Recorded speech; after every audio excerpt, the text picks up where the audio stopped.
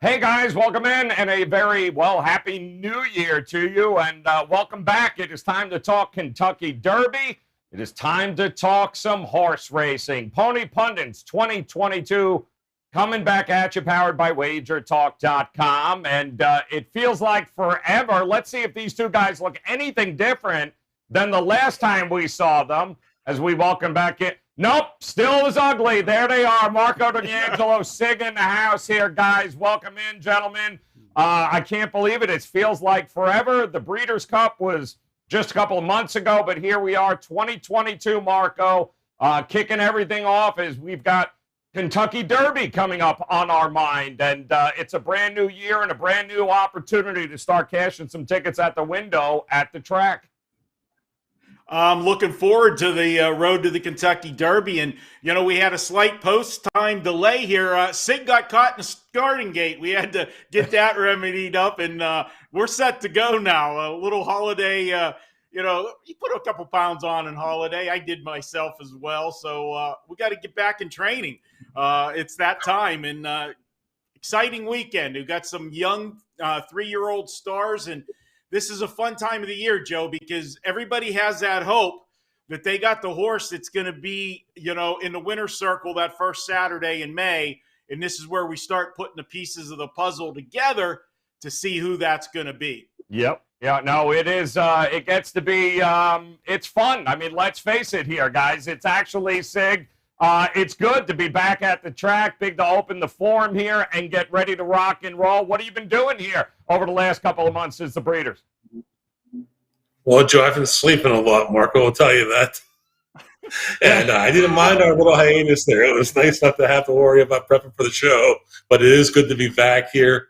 We're at Fairgrounds this week, guys. And remember, last spring, the Road to the Kentucky Derby pretty much went through Fairgrounds here. If you remember correctly, Midnight Bourbon, Mandaloon, and Hot Rod Charlie all won a race here at Fairgrounds on the Kentucky Derby Trail.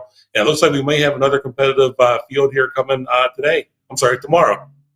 Yep, tomorrow it is, guys. And before we dive into race number 1 here, we're going to dive into WagerTalk.com. Just let you know a couple of things that are going on for those of you new to us. We'll start with Marco D'Angelo, who on his page right now, if you head over to WagerTalk.com, a couple of things you can get. Number 1 is 5% big ticket item for this weekend. And in fact, you can get 3 days of all access. Every player, Marcos, across every sport for just $49, guys. He's been absolutely crushing it. Football is the name of the game, and his 5% best bet ready to go. In fact, he's 9-2 in his last 11 5% NFL plays. I would hop on that right now and get every other play of his over at WagerTalk.com for just $49. Now is the time to do it, guys. Head over there. And if racing is what you like, nobody better on a daily basis than Sig with his daily racing reports, available race days, 9 a.m. They get directly sent to you each and every morning. Take advantage of that, guys. Head over to WT.buzz/Sig here and get that daily racing report. You will be happy you did. And gentlemen, we are going to start off here. Can't believe it. I'm excited as we go to the Lecomte Stakes here with number 1. And Marco, dare I ask, starting a new year, who is going to have the odds on this very first show? Well, the odds go to Sig. He gets to start it off, and oh my, as you'll see, he's got the 2 big race favorites as we go through the card. He was whining, he always gets the short end of the stick. So here we go. We'll start it off and let him have the favorites. Yep, just shocked here. All right, let's go. Fairground Surfer Dude here, Sig, 15-1 opening line. Tell me what you think of this horse. Yeah, Joe, Surfer Dude took this curling colt 5 attempts to break his maiden here, but he did hit the board in all but one of those efforts. He followed that up with a pace same trip in the Gun Runner last month here at the Fairgrounds over the same dirt track. But he was no match for Epicenter, who we'll also see in here, and we'll talk about a little bit later. He took control of that race and pulled away in the end here. In the Gun Runner, Surfer Dude was obviously tiring. As if you guys watched the replay, he was drifting to the right coming down the stretch here. And while I'm sure Dallas Stewart will have him more fit on Saturday, he hasn't been able to beat Epicenter yet, and I don't believe that's going to change here. I do expect Surfer Dude to make the lead here in this race. It's going to set that race up, though, for other entrants here late. I will be using him underneath on some exotic tickets, though, as he might be able to hold on for a piece of either the trifecta or the superfecta, as his track's been favoring early speed. All right, good stuff there. Number 2 here, Marco. How about Unified Report? Another 15-1 morning line. Corey Lanier riding Unified Report. What do you think? Well, this is a horse that's undefeated, 3 for 3 in his 2-year-old campaign. Has improved in each start. However, if you look at the level of competition that this horse is raced against, this is a major jump in class, and I'm not sure he's ready for it. I look at the speed figures from those 3 races, and the speed figures say he is definitely a notch below these guys. Now, we always talk about it, Joe, and you'll hear me say it ad nauseum on this road to the Kentucky Derby. When you have these young horses moving from 2 to 3, and they only have a few starts, we haven't really seen the ceiling yet on them, and they're going to continue to improve, and sometimes they can take a big step forward. That might be the case with this horse, but there's one thing that gives me pause, and it's a big pause. You look at Corey Lanerie riding the horse. Nothing against Corey Lanerie, but you had Brian Hernandez jump off this horse. This is a horse that's undefeated, and Brian Hernandez rode last time, and he decided to go elsewhere. He went to a horse on the outside, the number 9 horse, that hasn't raced since August. That tells me 2 things. 1, I don't like the 2, and we might be talking about the 9 a little later. All right, good stuff. Let's go on to, let me see, odd. Oh, it's a favorite. Hey, Sig, welcome in. Pappacap, come on. Talk to us here. Joe Bravo, Mark Casse here. This is the one horse, I believe, that sits atop of that road to the Kentucky Derby leaderboard, right? 12 qualifying points. What do you think? Well, Joe, yeah, last time we saw Pappacap, he was running a very game second to Corniche in the Breeders' Cup Juvenile at Del Mar in November. This is going to be his first race, though. Since that race, he's had a few months off here.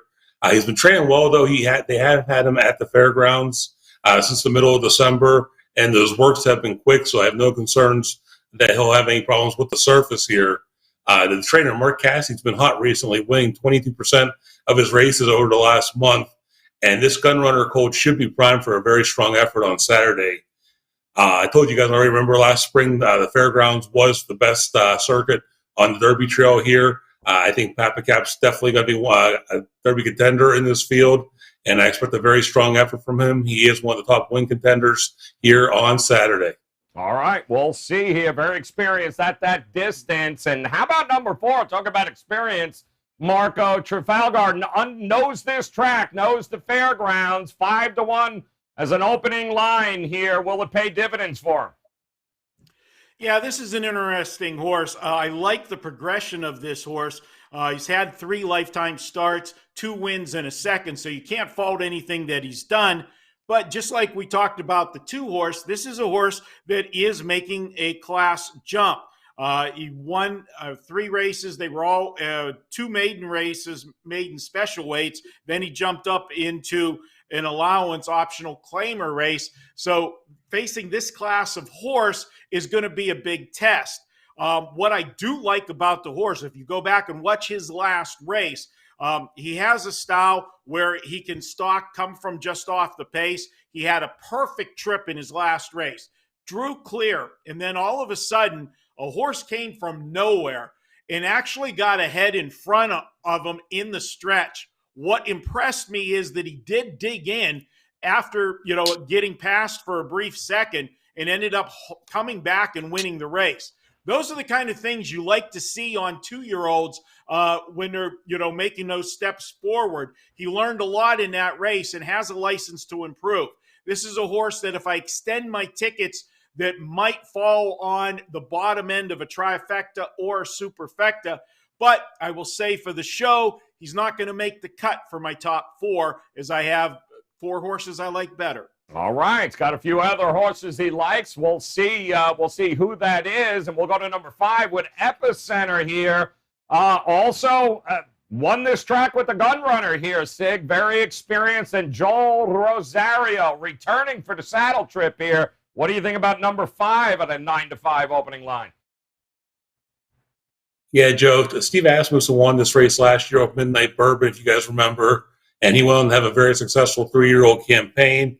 I think Asmussen has a very good chance here to win this race back-to-back here with Epicenter. The Not This Time Colt took an early lead in his debut in September before he faded late, just a matter of fitness there. He returned to break his maiden in November at Churchill in a race that he controlled the entire way under the guidance of Rosario, who's going to be back aboard here, like you said, on Saturday.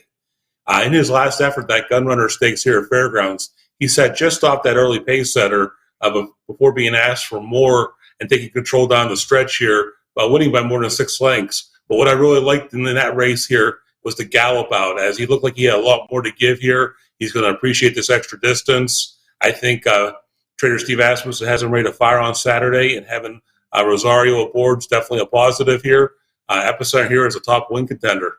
All right, good stuff there. Let's head over to number 6 here with Cyberknife. Opens up as 6-1, and Giroux on top, and Brad Cox making himself known here with this race. What do you think, Marco? Number 6, Cyberknife at 6-1. Well, unless you've been living under a rock the last couple years as far as horse racing goes, Brad Cox has been a big name in all of the big races. This is a guy that's dominated, and he's got an interesting horse here. Now, I'm going to start and say this is a horse that's taking a big class job as well, but I think he's ready for it. If you look at his speed figures, he's got the numbers to go with these horses. He's got a license to improve, and if you look at his last race, he's got that perfect stalking style. We know that this is a track that does favor speed. He'll be close to that pace, but he won't be right on it. So I like that because I think we will see a speed duel early on in this race, especially with Surfer Dude at the rail is going to have to just, barrel out of there and could give us a fast opening fractions in this race. So I like the fact that he'll be sitting just off the pace. Now, when you look at this horse's last race, the thing that sticks out to me is he just raced on December 26th. This is coming back pretty quick for a 2-year-old that just turned 3. And for those of you that don't know racing, every horse does have their own birthday, but they all turn 3 technically on January 1st each year. That is their birthday for their next year. And so this is still a young horse to be racing back in a month. I think Brad Cox had to call an audible for this race. I think he was pointing a different horse for this race. And when I say what that horse might have been, Sig's going to know where I'm going with it. He has another horse in the barn, Rocket Dog, that was supposed to be maybe pointed for this one instead, only after his debut, which was a fantastic debut, so much so that I bet a future on him at Circa, and Sig piggybacked it with me and a couple other guys, and the next thing we know, we drove the horse from 100-1 down to 20-1, but we got a decent ticket when we got it. But the horse raced poorly in his second start. I don't know what happened, and that's why he's not surfaced here. Maybe Brad Cox hasn't figured it out either. So Cyberknife is a horse on the improve, and he's got his go-to jock, Florent Giroux, aboard. So I got to give this horse consideration in this race, but I don't think he's a win candidate. I think he fills out the exactas and trifectas. All right, good stuff. Let's move on here to number 7. Give me a little Blue Kentucky here, 20-1 here. Sounds like a money horse here, Sig. What do you think of number 7? If he's a money horse, I don't think it's going to be on Saturday here. This gelding's going to the gate following a 3rd place finish in the Sugar Bowl Stakes last month here at the fairgrounds, and the Lecomte is a big step up from the Sugar Bowl Stakes here. This gelding prefers to be out front early, but I don't see him getting the lead with some of the other horses in here, mainly Surfer Dude and Unified here are going to probably go for the early lead from the 1 and 2 spots here, leaving him a lot of work to do late. and he hasn't shown the ability to do that yet. I have some concerns about that with Blue Kentucky. Wayne Catalano, the trainer, is definitely working on his fitness here, evidenced by the 7 furlong work just last week here. He faded his only attempt while going a route distance, and I don't see a setup where he's going to be a factor here on Saturday. Blue Kentucky is a toss for me. All right, he is tossing them. We're moving on. Number 8. Another great 20-1 money horse here, Marco. I know you've been eyeing up Call Me Midnight. What do you think here? Number 8, talk to me. You know why they named this horse Call Me Midnight? That's when he's going to cross the finish line in this race, around midnight. Okay? This horse, I don't know why he's in this race. Keith DeStormo, good trainer, but this is a 2-year-old that's already had, in his 2-year-old campaign, already had 6 starts. Now, you've heard me talk when we get to the Derby that I tend to shy away from horses that when they get to the Derby already have 9 or 10 starts because, as I said, horses haven't hit their ceiling and they have that big jump in those first few races. Well, when you have that many starts, you are what you are. And this horse has 6 starts and just 1 win. How do they expect to get on the Derby trail? And if they stay on the Derby trail to get enough starts and points to get to the Derby, you're going to be looking at one of those horses with 9 or 10 starts entering the Derby. And he's shown me nothing. If it's taken 6 starts to get a win, and your only other hitting the board with this particular horse was a second-place finish in lower races, I'm sorry. Look for him around midnight. All right. He says look for him around midnight because he'll still be racing. All right. Talk to me about number 9 here, Sig. Last entry in this as we look for Presidential, the final 20-1 shot in here. Brian Hernandez Jr. on top. Steve Asmussen. What do you think of Presidential? Yeah, Joe, the 9 Presidential in here is definitely the biggest wild card in this field. He did race twice in his 2-year-old campaign, both times in August at Indiana Grand. He did break his maiden there in a second attempt. But like I said, he hasn't raced since August. And as Marco said, these horses develop quickly between this 2-year-old and 3-year-old season. We haven't seen this horse in 5 months. We're really not sure where he's at in the development stage here, but he is raced for Steve Asmussen, who places his horses very well. So putting him in this field, he thinks he's got a shot against the other horses in here. He's good off the layoff here, but it's asking a lot for the colt to jump up from just breaking his maiden into a graded stake here. He's working very well, but I think he may need a race under his belt to get back into the swing of things. At a price here, I'm going to use him on the bottom of a couple deep exotic tickets. The 3rd spot might some trifectas, and the 3rd and 4th spots on some superfectas. As we don't know really what to expect here. His only 2 races were on Lasix, and they will be coming off for the stake race here. So it's going to be interesting as well, just adding one more layer into the enigma that is Presidential. All right, good stuff from the outside post there, number 9, Presidential. And now when you put it all together here, guys, 9-field race to kick off the road to the Kentucky Derby. Marco, we'll start with you. Give us an idea of some of these horses. What's on your ticket here this weekend? Well, I'm going to have a lot of odd-numbered horses on my ticket that I didn't get to talk about. And we're going to start with Epicenter. This is his race to win. I like this horse. I know when we get to the 3 is the class horse on who he's raced so far, but I think Epicenter's done everything they've asked of him. I like the way they've handled this horse and stretched him out. He handled 2 turns for the first time with ease, and last time just absolutely drew off from the field. Easy race, and picks up Joel Rosario. Brian Hernandez rode this horse last time. No knock on Brian Hernandez because I like him a lot. But Joel Rosario is going to get the top call here, and he gets it. And the other thing I'm going to say with this horse, not only do I like him in this particular race, I'm going to make a suggestion for you. Go and grab yourself a little Kentucky Derby future ticket, because right now at Circa here in Las Vegas, you can get him at 33-1. if this horse does what I think he will do on Saturday, you can kiss that 33-1 goodbye. This is just one of those plus EV bets right now. Don't go crazy. Just put something on it, and you'll have a 33-1 ticket in your pocket for the future in Kentucky Derby. That's always fun. Number 3, Pappacap. This is a horse, definitely is the class of the field of who he's raced against and done everything asked of him. I have to include him in the ticket. I just think Epicenter is one notch above him. And we've seen it so often, too, that these horses that race hard at 2, he had 5 starts and he raced all the way to the Breeders' Cup.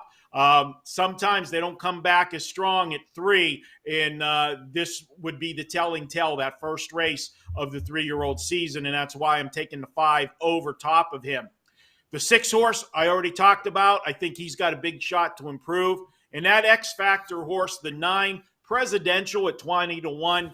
What I'm going to tell you here, one, we saw Brian Hernandez jump off of a undefeated horse to ride this horse. This horse hasn't raced since August. To me, he showed them everything he needed to show them in the 2 races that he ran in August. I think they put him on the shelf, get him ready for a 3-year-old campaign that they have very high hopes on. And I know he hasn't beaten anybody because it was maiden race that he won his last time out. But what I am going to tell you to do is go back, and I preach this to my buddy Sig, give you a homework assignment. Go watch the replay of his maiden race. This horse made a middle move that the horses looked like they were standing still when he swooped to the lead. Now, I've seen horses do that a lot, okay? And you had a young horse, only a second start.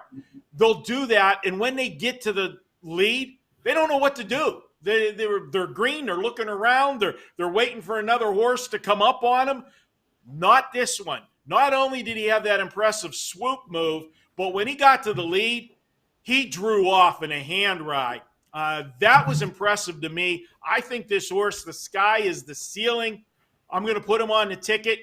20-1. He's going to be all over the bottom end of the ticket. And I'm not going to have him light up the tote board and me not have at least one ticket with him on top as well. So that's my long shot special here, Presidential. All right, there you go. 5, 3, 6, 9 for Marco here. All odd-numbered horses here. I'm just going to assume you've got all even-numbered horses here on your ticket. What do you got for us here, Sig? It's a very poor assumption on your case, Joe. Guys, I went with Marco and I was pretty much the same. We're here on top here with Epicenter and Pappacap. I did use Cyberknife here in the third spot. I didn't get a chance to talk to him. You guys heard my thoughts on the other 3 horses I'm using. So on Cyberknife here, he's not a gun runner. There's a couple gun runner colts in this field here. Like Marco said, that he is racing for Brad Cox, who's won with 28% of his trainees here at the fairgrounds since the speed started back in November. Gunrunner was a very successful sire last year, and he's starting off the year just as well, winning 22% with his the horses he sired.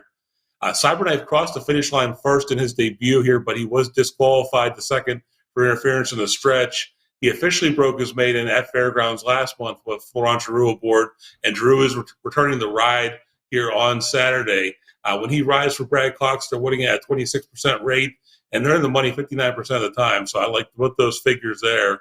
I expect some improvement here from this colt as they are adding the blinkers, which I'm surprised my esteemed colleague Marco didn't mention, as it's one of his favorite angles here. So they're trying to get this horse more focused. I expect him to come running late here, and I think he's a very good candidate to hit your exotic tickets. But, guys, I think 3 or 5 are your best shots here to win this race. I'm going to be using 1 and 6 and sprinkling a little with a few of the other ones I mentioned underneath on the trifectas and superfectas here. But I think you get through this race with the 5, possibly the 3. All right, there you go, guys. 5, 3, 6, 1. Sig's tickets there for tomorrow's, the Road to Kentucky Derby. We are off and running here, guys, on Saturday. You should be off and running over to WagerTalk.com right now. Take advantage of the 2 deals going on. If it comes to racing cards, guys, you're back into the flow. You can't get any better than the daily racing report Sigs puts out each and every race day, 9 a.m. Eastern time. Those reports come out. Hop on board with that right now. WT.buzz/SIG. And if you are looking to make it a profitable weekend across all sports, then take advantage of Marco's 3-day all-access pass. That's 3 days, every sport, every play, including his 5% best bet in the NFL. He has been crushing it, guys, in the best bet department here. Those 5% plays, they are golden, and you can get 3 days of every play of Marco's, including everything at the track here, for $49. Head over to Marco's page right now over at WagerTalk.com. All right, Pony Pundits off and running here. Road to Kentucky Derby will continue. We'll be back again next Friday, getting you ready for yet another weekend. Big weekend here at Gulfstream down the road from me. We'll have you covered here next week. The Pegasus in town. And on behalf of Marco and Sig, hit that bell in the upper right-hand corner, guys. Make plans to come back and join Pony Pundits again next Friday here on Wager Talk. Best of luck, guys, at the track this weekend with your plays. We'll talk to you again soon.